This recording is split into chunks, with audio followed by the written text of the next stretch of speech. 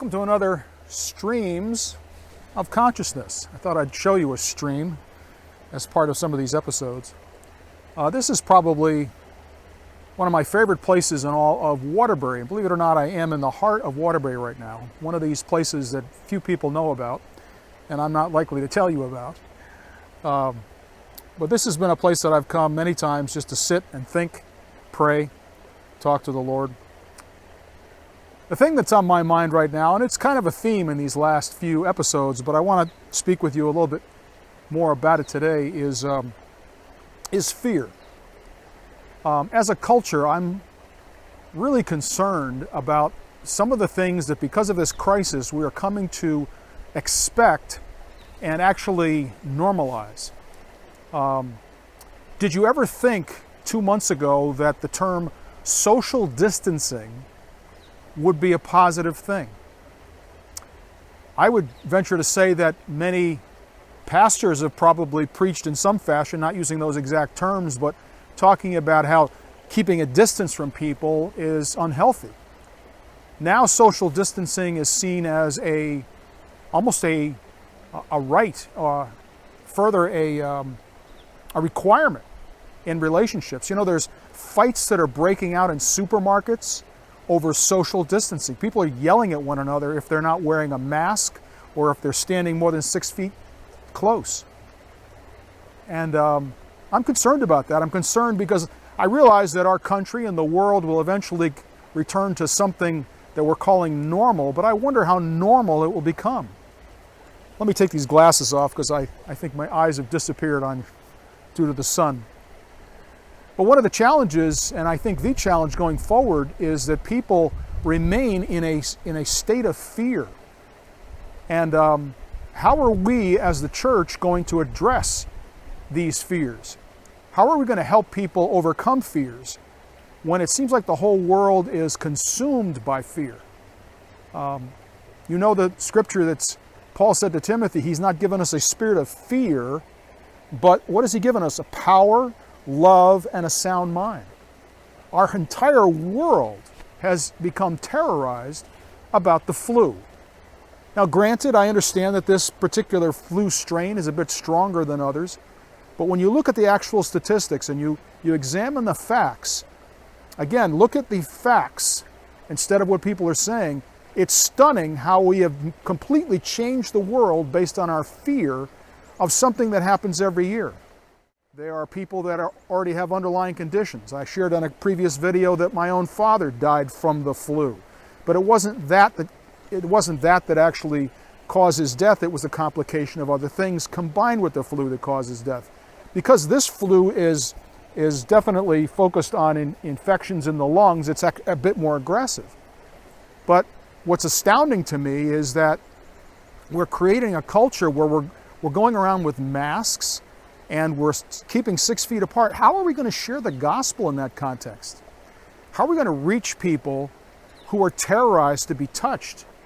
Because honestly, a lot of the gospel in its purest sense involves greeting one another with a holy kiss, involves closeness, involves laying on of hands, as I mentioned earlier. How are we as a culture going to address this? Are we ourselves possessed by fear? You know, I believe it's Hebrews tells us that people through the fear of death are bound all their lifetimes because they're afraid to die. That fear binds people. And I believe it's the oven, if you will, to bake a lot of sin. How are we as the church going to address this? And I'm not giving you an answer today as much as I'm challenging you. What are you afraid of? I can tell you unequivocally, if it's not properly said, but you get the word. I have no fear of this disease. I have no fear of touching people, going near them, or anything else. I'm not changed from this situation because I recognize it's no different than the flu. I've got a slew of grandkids. I can tell you that them coming over the house, at times, they spread diseases. We have a school, lots of kids. Over time, there's been times when somebody comes in with a flu, they spread that disease and it goes to a lot of families. It's very unfortunate, but it's life. Now we're looking at people, if they cough, as if they are the devil incarnate. What has happened to us? Are we going to respond and react the same way the world around us responds and reacts? That's the challenge. It's on my consciousness right now. How are we going to share the gospel coming out of this? Because I can tell you something, we're not going to come out of it very quickly. I'm going to guess here in Connecticut, they're probably not going to see churches opening up again for at least another month or more. And even when they open up, many are going to be afraid to come. They're going to be afraid that unless you've got 10-foot rules, they're not going to be able to come. Think about that. Our culture has been so drastically affected by fear. What is the church's answer going to be? Are we going to show up as pastors or as leaders? Are we going to have masks and gloves? Are we going to tell people to stay away? Are we going to give people fist bumps for Jesus? Something's really odd here. And I have to think that the church has to take a more aggressive role, not being conspiratorial, but we need to become more aggressive about what it is we're dealing with here. We are dealing with a spirit of fear that has captivated the entire world. I hear our president, God bless him, but I hear our president speak of this as the plague. Folks, if you do any research on what a real plague is, I'm talking the bubonic plague and others, this is a plague that wipes out the entire populations of cities. This is not a plague. This is an aggressive flu. And if we're going to look at it, we're almost looking at it when people get this COVID-19, that it's almost a sentence of death, that it's almost guaranteed. 98% and more people who get it recover.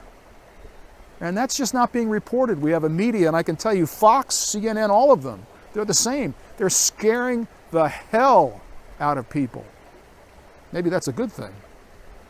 So anyway, these are some of the thoughts that are in my mind. I'm not so much concerned about the flu or the epidemic or COVID or all of this. What I'm concerned about is how we as believers are going to address this in our culture going forward.